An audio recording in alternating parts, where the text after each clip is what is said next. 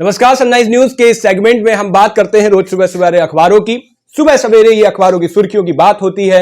तमाम अखबार हमारे सामने होते हैं और उन अखबारों में क्या कुछ छपा रहता है और क्या छिपा जाता है, इसकी सारी बात हम करते हैं। खबरों को अलग नजरिए से देखते हैं और 3 अखबार हमारे पास होते हैं, दैनिक भास्कर, नवभारत टाइम्स और उसके साथ ही इंडियन एक्सप्रेस। सबसे पहले दैनिक भास्कर की बात करते हैं। दैनिक भास्कर में सबसे पहले पन्ने पर पहली खबर जो पिछले कई हफ्तों से छप रही है ओमिक्रॉन को लेकर के, और उसके साथ ही प्रधानमंत्री अभी आए थे और उन्होंने भी एक बात कही कि अब से एक बूस्टर डोज जो होगी, जिसको प्रधानमंत्री ने ऐलान किया है कि अब ये डोज भी लगा करेगी, और साथ ही बच्चों का जो वैक्सीनेशन के स्लॉट है वो 1 जनवरी से बुक होने लगेंगे। तो उसी के तहत दैनिक भास्कर ने खबर छापी है, जनवरी से मार्च तक 67 करोड़ डोज मिलेंगे, इससे पूरा होगा टीकाकरण। अब ये डोज की मांग कैसे होगी, किन किन राज्यों में होगी, उसका पूरा ब्यौरा दिया है। और उसके साथ ही कोविशील्ड है, कोवैक्सीन है, कॉरोवैक्स है, कोवोवैक्स है, इन सब वैक्सीनों का जो सीरम इंस्टीट्यूट और भारत बायोटेक की है, इन वैक्सीन को फिलहाल जिसमें से एक वैक्सीन है कोवोवैक्स, इसको सरकार नहीं खरीदेगी।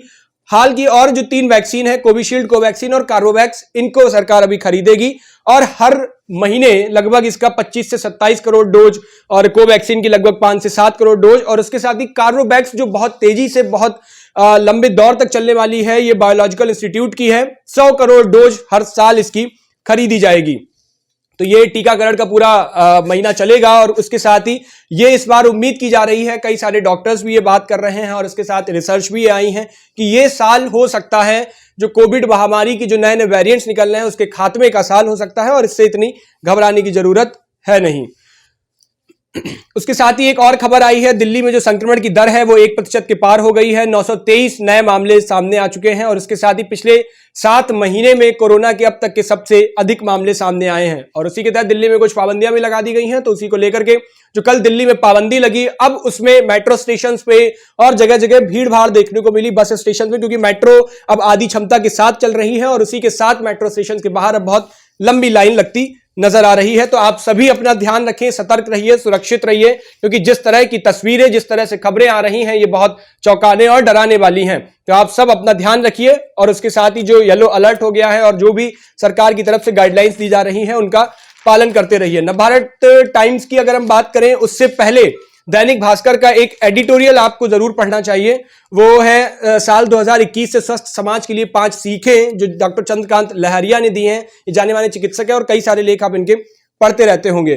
तो इनकी ये 5 सीख है। इसमें पहली सीख है कि कोई भी आपको खासतौर से जो महिलाएं होती हैं या इन लोगों को इन्होंने बताया है कि अपने स्वास्थ्य का विशेष रूप से ध्यान रखें, और परिवार के दूसरे सदस्यों का ध्यान महिलाएं तभी रख पाएंगी जब वो खुद स्वस्थ होंगी।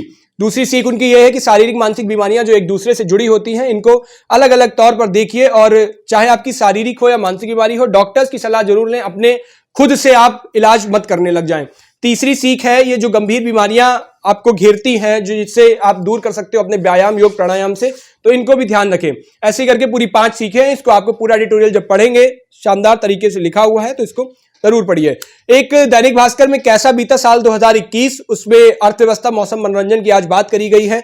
2021 में कुछ ऐसी हस्तियां जो हमारे बीच से चली गई हैं, जो अब नहीं रही हैं, उनको लेकर के ये पूरी एक कवर किया है। बहुत ब्रॉड कॉन्सेप्ट में ये इसको कवर किया है। सबसे अभी हाल ही में आपने देखा जनरल बिपिन रावत नहीं रहे, उनकी पत्नी भी नहीं रही।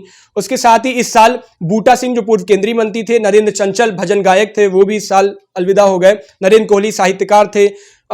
उसके साथ ही रोहित सरदाना वरिष्ठ एंकर थे और वरिष्ठ पत्रकार भी थे, वो भी इस साल नहीं रहे। सुंदरलाल बहुगुणा, चिपको आंदोलन के प्रणेता, जब भी कभी आप देखो चिपको आंदोलन की बात करी जाए या उसके साथ ही पर्यावरण की बात करी जाए, तो सुंदरलाल बहुगुणा का नाम सबसे पहले रखा जाएगा, और जब भी इतिहास के पन्ने पलटे जाएंगे तो इनके नाम का जिक्र जरूर किया जाएगा। वो भी इस साल से हमारे बीच नहीं रहे। विनोद दुआ, वो भी वरिष्ठ पत्रकार थे और एक ऐसी शख्सियत जिसने पत्रकारिता जगत में ये सिखाया है कि कैसे अपनी बात को बेबाकिता से रखा जाए, और कभी भी किसी भी सरकार को लेकर के आप देखिए, उनकी हमेशा उस सरकार से सवाल पूछने की जो हिम्मत, जो ताकत उनके अंदर थी, उसको हमेशा याद किया जाएगा। तो विनोद दुआ भी इस साल हमारे बीच नहीं रहे।